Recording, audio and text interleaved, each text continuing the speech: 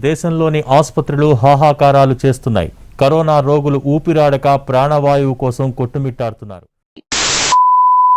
आपने हमारा कोटा 480 टन कर दिया, बहुत बहुत शुक्रिया। लेकिन पिछले 24 घंटों में इस बढ़ाए हुए 480 टन में से भी केवल 350 टन ऑक्सीजन दिल्ली पहुंच पाई है। దేశంలో కరోనా కల్లోలం సృష్టిస్తోంది. మోడీ మోనార్కిజంతో సంక్షోభం తప్పదా? అంతన్నాడు, ఇంతన్నాడు, హస్కన్నాడు, బుస్కన్నాడు.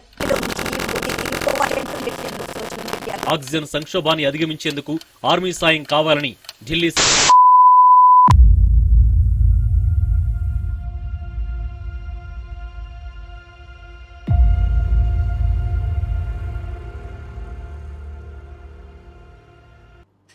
నమస్తే, welcome to common man's law. Medical oxygen అనేది కోవిడ్-19 పేషెంట్స్ ట్రీట్మెంట్కి ఎంత ఇంపార్టెంటో మన అందరికీ తెలిసిన విషయం. కానీ సరైన మెడికల్ ఆక్సిజన్ లేకపోవడం వల్ల చాలామంది కోవిడ్ పేషెంట్స్ వాళ్ళ ప్రాణాలు కోల్పోయారనేది కూడా మనకు తెలిసింది. అయితే సమస్య ఏంటి ఇక్కడ? ఇండియాలో మెడికల్ ఆక్సిజన్ కొరత ఉందా? సరైన amount of medical oxygen India produce చేయలేకపోతుందా? చేయలేనప్పుడు ఇతర దేశాల నుంచి ఇంపోర్ట్ చేసుకోవచ్చు కదా? లేదా స్టేట్స్ మెడికల్ ఆక్సిజన్ సెంటర్ని అడుగుతున్నప్పటికీ సెంటర్ మెడికల్ ఆక్సిజన్ ఇచ్చే పరిస్థితిలో లేదు. అసలు సమస్య ఏంటి? ఈ విషయం తెలుసుకునే ముందర మనం కొంచెం ఫ్లాష్ బ్యాక్లోకి వెళ్దాం. కోవిడ్-19 రాకముందు ఇండియాలో per day medical oxygen demand 700 metric tons. ఆ డిమాండ్ కాస్త 2800 మెట్రిక్ టన్స్ అయిపోయింది కోవిడ్ ఫస్ట్ వేవ్. సెకండ్ వేవ్కి 5000 మెట్రిక్ టన్స్ అయిపోయింది. అంటే డిమాండ్ పెరుగుతూనే పోయింది. అయితే what about the supply? April 2021 statistics చూసుకున్నట్లయితే ఇండియా అప్రాక్సిమేట్లీ 8000 మెట్రిక్ టన్స్ని ప్రొడ్యూస్ చేస్తుంది. అంటే డిమాండ్ కన్నా సప్లై బాగానే ఉంది. సప్లై ఉన్నప్పుడు కోవిడ్ పేషెంట్స్ ఎందుకు చనిపోతున్నారు? ఇక్కడ మనం అసలైన సమస్యను అర్థం చేసుకోవాలి. కోవిడ్ రాకముందు సెంటర్ కానీ స్టేట్స్ కానీ హాస్పిటల్స్కి మెడికల్ ఆక్సిజన్ సప్లై చేసే పని వాళ్ళది కాదు. హాస్పిటల్స్ వాళ్ళ డిమాండ్ ప్రకారం వాళ్ళ సప్లయర్ దగ్గరికి వెళ్ళి మాకు ఇంత ఆక్సిజన్ కావాలని చెప్తే అంత ఆక్సిజన్ వాళ్ళు కొనుక్కొని వాళ్ళు స్టోర్ చేసుకునేవారు. సెంటర్ ఇన్వాల్వ్ అయ్యేది కాదు, స్టేట్ ఇన్వాల్వ్ అయ్యేది కాదు. కానీ కోవిడ్ వచ్చింది, పాండమిక్ సిచ్యువేషన్, మొత్తం బాధ్యత హాస్పిటల్స్ మీద వదలలేము. సో సెంటర్ ఇన్వాల్వ్ అయింది, స్టేట్ ఇన్వాల్వ్ అయింది.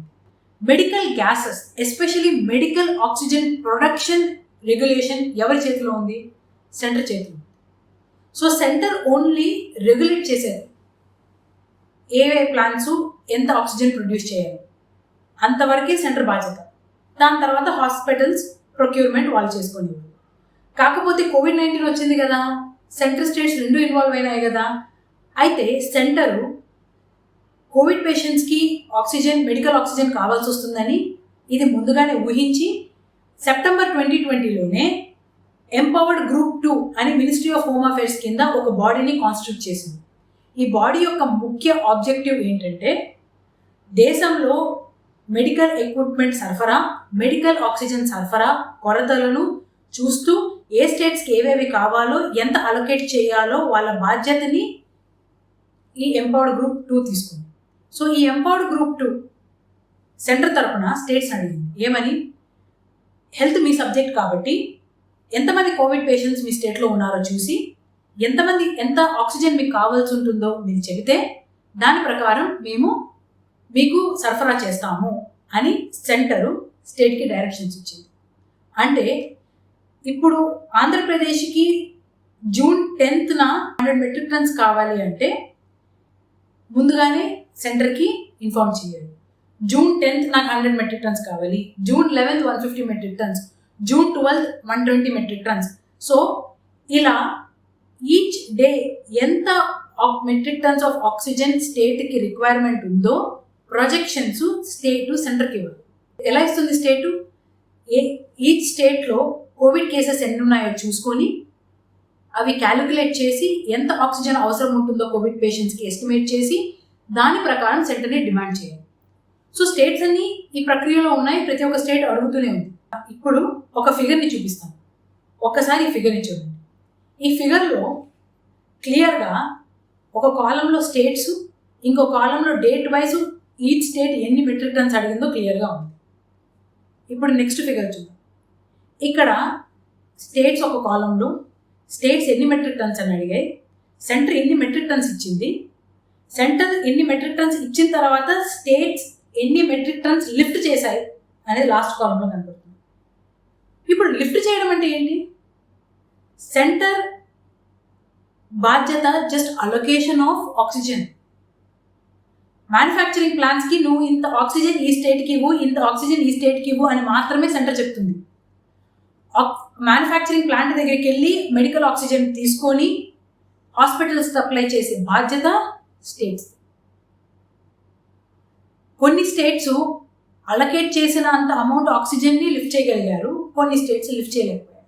ఎందుకు? ఈ లిఫ్ట్ చేయడానికి కావాల్సిన ఇంపార్టెంట్ ఇన్ఫ్రాస్ట్రక్చర్ ఏంటి? Cryogenic tankers. మన దేశంలో క్రయోజెనిక్ ట్యాంకర్స్ కొరత ఉంది. కొన్ని స్టేట్స్ ఈ విషయాన్ని ముందుగానే గమనించి గ్రహించి 2020లోనే బిడ్డింగ్కి వెళ్ళి క్రయోజెనిక్ ట్యాంకర్స్ని ప్రొక్యూర్ చేసుకున్నారు. కొన్ని స్టేట్స్ ఆక్సిజన్ క్రయోజెనిక్ ట్యాంకర్స్ లేకపోతే నైట్రోజన్ని కాస్త ఆక్సిజన్ క్రయోజెనిక్ ట్యాంకర్స్గా కూడా మార్చుకున్నారు. Certain states wear very efficient in this micro management, certain states literally failed. కొన్ని స్టేట్స్ క్రయోజెనిక్ ట్యాంకర్స్ యొక్క డిమాండ్ని ముందుగానే ఊహించి ప్రొక్యూర్ చేసుకున్నారు, కొన్ని స్టేట్స్ ఫెయిల్ అయినాయి. ఈ స్టేట్స్ ఏవైతే ఫెయిల్ అయ్యాయో ఆ స్టేట్స్ వాళ్ళ పేషెంట్స్కి మెడికల్ ఆక్సిజన్ సప్లై చేయలేకపోయింది. First problem. సెకండ్ ప్రాబ్లం, మన దేశంలో ఈ మెడికల్ ఆక్సిజన్ మ్యానుఫ్యాక్చర్ చేసే యూనిట్స్ కానీ ప్లాంట్స్ కానీ western part of India, eastern part of ఇండియాలోనే ఉంది. అంటే states like Maharashtra, Rajasthan, states like Jharkhand, west Bengal, Odisha, ఈ స్టేట్స్లో మనకి మ్యానుఫ్యాక్చరింగ్ ప్లాంట్స్ కనపడతాయి. నార్దర్న్ ఇండియా, సదర్న్ ఇండియాలో మ్యానుఫ్యాక్చరింగ్ ప్లాంట్స్ లేవు. సో ఈ స్టేట్స్ నుంచి ఆక్సిజన్ లిఫ్ట్ చేసి వేరే స్టేట్స్కి సరఫరా చేసుకోవాలి. లేకపోతే ఒక స్టేట్, ఇప్పుడు ఆంధ్రప్రదేశ్కి సరఫరా కావాలంటే ఏదైనా ఈస్టర్న్ స్టేట్స్ నుంచి కానీ వెస్టర్న్ స్టేట్స్ నుంచి కానీ మెడికల్ ఆక్సిజన్ తెప్పించుకోవాలి. దీంట్లో క్రయోజెనిక్ ట్యాంకర్స్ లేకపోయినా, సరైన టైంలో పోయి లిఫ్ట్ చేసుకోకపోయినా ఆటోమేటిక్గా వాళ్ళ స్టేట్లో ఉన్న కోవిడ్ పేషెంట్స్ ఎఫెక్ట్ అవుతారు. Best example New Delhi. ఇంకొకసారి ఫిగర్ చూపిస్తాను. ఇక్కడ మీరు ఫిగర్ క్లియర్గా గమనిస్తే April 20th 300 మెట్రిక్ టన్స్ కావాలని ముందుగా ప్రొజెక్ట్ చేసింది. సడన్గా రివైజ్ చేసి దాని ఎస్టిమేట్స్ 700 మెట్రిక్ టన్స్ కావాలని డిమాండ్ చేయడం మొదలెట్టింది. అంటే ఆల్మోస్ట్ 133% హైయర్ అడిగింది. ఆల్ ఆఫ్ ఏ సడన్ సెంటర్ని డిమాండ్ చేయడం మొదలెట్టింది. ఇది ఒక ఎత్తు అయితే, రెండో విషయం గమనిస్తే ఢిల్లీకి రిక్వైర్మెంట్ 500 మెట్రిక్ టన్నులు అయితే 700 మెట్రిక్ టన్నులు అడిగింది.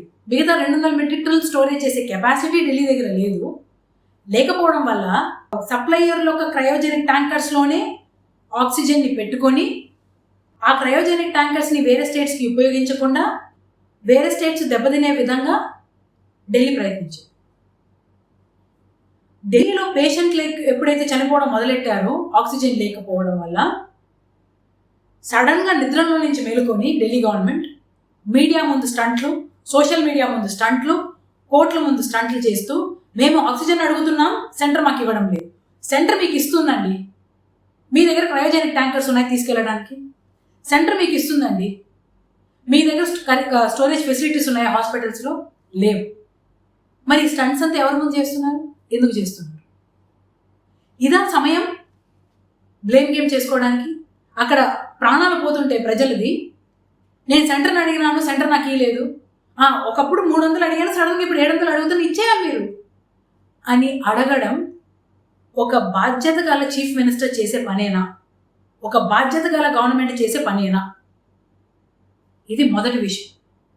రెండో విషయం, సరే స్టేట్స్ చేయలేకపోయాయి, పాండమిక్ సిచ్యువేషన్ కదా, దేశ ప్రజలే కదా, సెంటర్ ఏమాత్రం రెస్పాన్సిబిలిటీ తీసుకుంది? సెంటర్ ఈ పరిస్థితిని గమనించి, స్టేట్స్ యొక్క ఫెయిల్యూర్ని గమనించి ఆక్సిజన్ ఇంపోర్ట్ చేయడం స్టార్ట్ చేసేసింది. వెయిట్ చేయలేదు. మ్యానుఫ్యాక్చరింగ్ ప్లాంట్స్ దగ్గర నుంచి ఈస్టర్న్ పార్ట్కి, వెస్టర్న్ పార్ట్కి, నార్త్ పార్ట్కి, సౌత్ పార్ట్కి మూవ్ అయ్యేసరికి పేషెంట్లు చనిపోతున్నారని చెప్పి ఎక్కడ వీలుంటే అక్కడ ఇంపోర్ట్ చేయడం మొదలెట్టింది. రెండోది, క్రయోజెనిక్ ట్యాంకర్స్ ఇంపోర్ట్ చేయడం మొదలెట్టింది. ఇన్ఫ్రాస్ట్రక్చర్ బాటిల్ నెక్స్ట్ని అడ్రస్ చేయడం మొదలెట్టింది. ఇది సెంటర్ చేస్తుంది. Even though health is not a centre subject. అదేంటి ప్రతిసారి హెల్త్ సెంటర్ సబ్జెక్ట్ కాదు అని చెప్తున్నారు? ఎవరి సబ్జెక్ట్ అయితే ఏంటి, సెంట్రల్ గవర్నమెంట్ చేయాల్సిందే కదా. అదే లాజిక్లో అడుగుతున్నాను. ఈ లాజిక్ మనం పెట్టుకున్నట్లయితే సెంటర్ కానీ స్టేట్కి వచ్చి పోలీస్ మ్యాటర్లో ఇన్వాల్వ్ అయ్యి స్టేట్ పోలీస్ కంట్రోల్ సెంటర్ తీసుకుంటే ఏ స్టేట్ ఒప్పుకుంటుందో మీరు చెప్పండి. That is called as federal government. India is a federal state. Powers ఈక్వల్గా డివైడ్ అయిపోయింది సెంటర్ మధ్య, స్టేట్ మధ్య. సెంటర్ సబ్జెక్ట్లోకి స్టేట్ రాకూడదు, స్టేట్ సబ్జెక్ట్లోకి సెంటర్ రాకూడదు. సెంటర్ ఇండైరెక్ట్గా హెల్ప్ చేయొచ్చు, అవసరమైతే బరిలో దిగి సపోర్ట్ చేయొచ్చు. అంతేకాని ఇక్కడ రెస్పాన్సిబిలిటీ అంతా సెంటర్దే అని చెప్పడం చాలా తప్పు. సరే చెప్పామే అనుకో, ఏమవుతుంది చెప్తే? చెప్పడం కూడా ప్రాబ్లం కాదండి. ఇక్కడ అసలు సిసలైన ప్రాబ్లం ఏంటంటే ఈ కోవిడ్ క్రైసిస్లో ఆక్సిజన్ లేక చనిపోవడం మోడీ తప్పు, సెంటర్ తప్పు అని చెడు ప్రచారాలు చేస్తున్నారు చూడండి, అది తప్పు. ద ప్రింట్, ద వైర్ అని national media, international media, local media including Sakshi, Eenadu, Andhrajyothy, international media like BBC ఏ మాత్రం ఛాన్స్ వదలకుండా center failed utterly, Modi is responsible for oxygen crisis, ఇది సర్జికల్ స్ట్రైకా అని మోడీని ఎగతాళి చేయడం బాగుందా? రిజైన్ మోడీ అని చెప్పడం బాగుందా? మోడీ రిజైన్ చేయడం వల్ల ఏమొస్తుందండి? Oxygen crisis తగ్గిపోతుందా?